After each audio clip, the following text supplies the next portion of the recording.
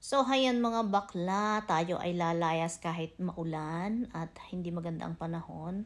Sasakay tayo sa tinatawag nilang Golden Pass, Belle Epoque. Hindi ko alam kung tama yung pronunciation ko mga bakla. So, ang kinuha ko ay ang first class. Tingnan nyo naman, di ba? Kaya yung definition niya sa Google ay elegance and comfort, diba? Pag ikaw ay nagbabalak mag-date, dito magandang sumakay. Parang feeling romantic ba ang itsura niya. Pero dahil mag-isa kong mga bakla pagpasensyahan nyo na aawra na lang din ako.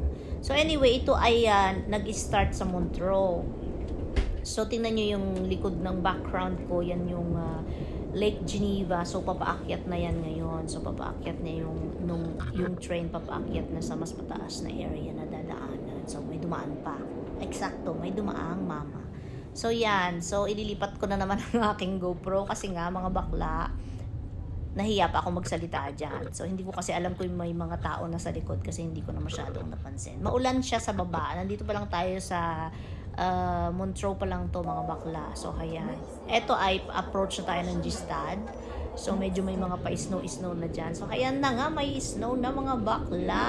So i-enjoy na natin ang snow. Medyo patingin-tingin na lang tayo sa snow. Para tuloy Pasko na naman at saka New Year. Ganyan na ganito ang itsura niya pag Pasko at New Year So, hayan nga mga bakla, tayo ay patungo sa Switzerland. Ito ay hindi yung direct na papuntang Interlaken mga bakla. Oh, ang ganda ng effect ng bridge. Oh, parang cinematic, para akong nasa movie, di ba? So, ito ay from Montreux to Switzerland ang tawag nila. Hindi ko alam kung tama mga bakla ang bigkas ko. So, ang ganda pa rin ng snow. Paborito yan ng pamangkin ko, yung Mont Bobon. Sasabihin, Mont Bobon. So, siya, mag-aura tayo ng konti. Ay, may extra. So, hayan nga, mga bakla. Sinasabi ko dyan na parang Christmas pa siya, 'di ba? Yung mga trees, para siyang white Christmas.